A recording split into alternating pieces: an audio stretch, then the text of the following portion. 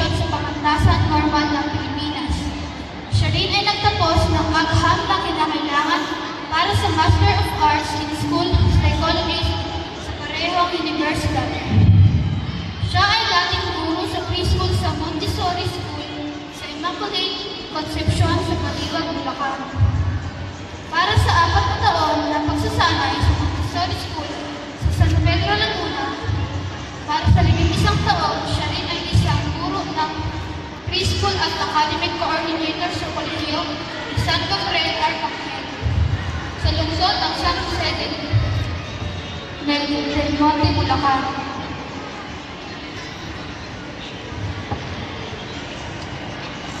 Siya ay nangasiwa ng seminars, workshops, at training sa elementaryang edukasyon at siya rin ay sumulat ng 21 aklat, aralin hanggang ngayon na kung saan ngayon ay ginagamit sa buong mundo. Siya ay direktor o namumuno ng Corinthians Learning Center sa lungsod ng San Jose del Monte, Bulacan. Pinapakilala ko sa inyong lahat ang ating butihing panauhin, Ginang Elsa R. Maliani.